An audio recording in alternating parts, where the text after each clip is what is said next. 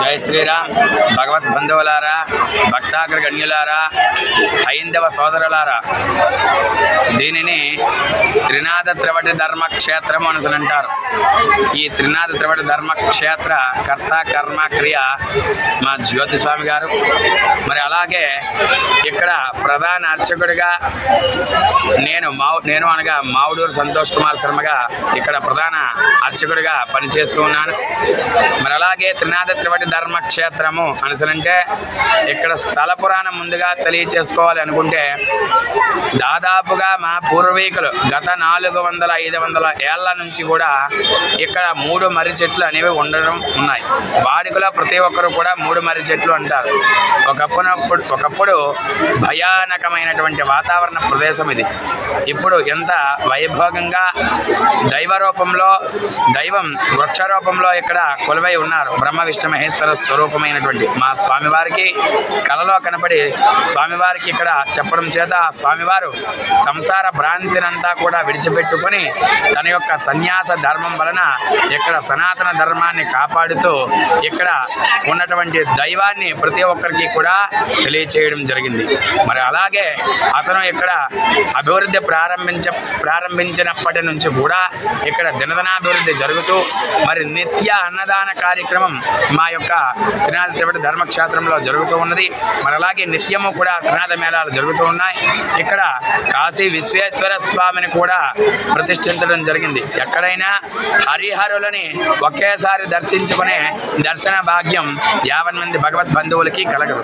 కానీ ఇక్కడ హరిహరులిద్దరినీ కూడా ఒకేసారి ఒకే చోట ఏకకాలంలో దర్శించుకునే అదృష్టం ఈ త్రినాథ త్రివటి ధర్మక్షేత్రానికి అనగా ఈ 3 మర్రి చెట్లుగా మాత్రమే ఉన్నది. ఇక్కడ ఎంత తుఫానులు కానీ పెను గాలులు కానీ ఏవి వచ్చినా ఇక్కడ ఈ చెట్ల నుంచి ఒక చిన్న కొమ్మ కూడా ఇక్కడ విరగడం కానీ పడిపోవడం కానీ ఈ చెట్టు కొమ్మలు పడి ఎవరికైనా ఆపదలు కలిగాయని కానీ ఇక్కడ ఎవరికి కూడా ఈ రోజుకి కూడా తెలియదు.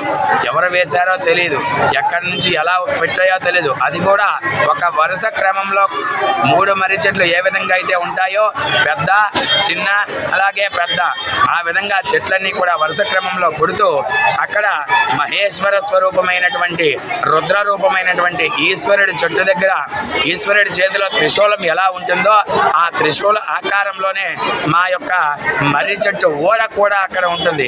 ఇదే ఇక్కడ ప్రత్యక్ష నిదర్శనం. కాబట్టి ప్రతి ఒక్కరూ కూడా రాష్ట్రం నలుమూలల నుంచి కూడా విచ్చేసి ఇక్కడ తమ ముక్కుబడులు చెల్లించుకొని అత్యంత అద్భుతమైనటువంటి సాంస్కృతిక కార్యక్రమాలు నిత్యము కూడా భగవద్గీత పారాయణ మరి అలాగే హరే రామ నామ సంకీర్తన కార్యక్రమాలు అనేవి కూడా ఇక్కడ నిర్వహించడం జరుగుతున్నది. కావున 50 మంది భగవద్ బంధువులందరూ కూడా విచ్చేసి ఈ కార్యక్రమాల్లో పాల్గొని ఆ స్వామివారిని కరుణించి స్వామివారిని దర్శించి కరుణా కటాక్ష వీక్షణములు పొందగోరుతారని మరి ప్రతి ఒక్కరికి కూడా తెలియచేయడం జరుగుతుంది. జై జై శ్రీరామ్. మరి అలాగే ఈ యొక్క 3 మర్రి చెట్లు అనేవి ఇవి తన్యాం పంచాయతీలో గల బాణాం రోడ్లో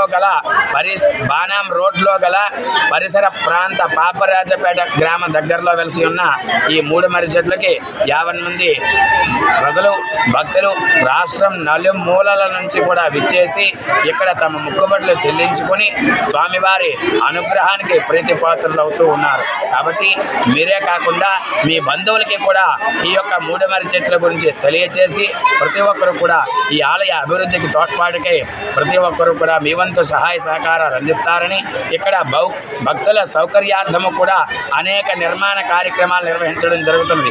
భక్తులిచ్చే ప్రతి రూపాయి కూడా భక్తుల సౌకర్యార్థం అనేక నిర్మాణాలు ఇక్కడ చేపడుతున్నాం. కాబట్టి ప్రతి ఒక్కరు కూడా మీ సహాయ సహకారాలు అందించి ఈ ఆలయ అభివృద్ధికి తోడ్పాటుకు కృషి చేస్తారని తెలియగోరుచున్నాం. జై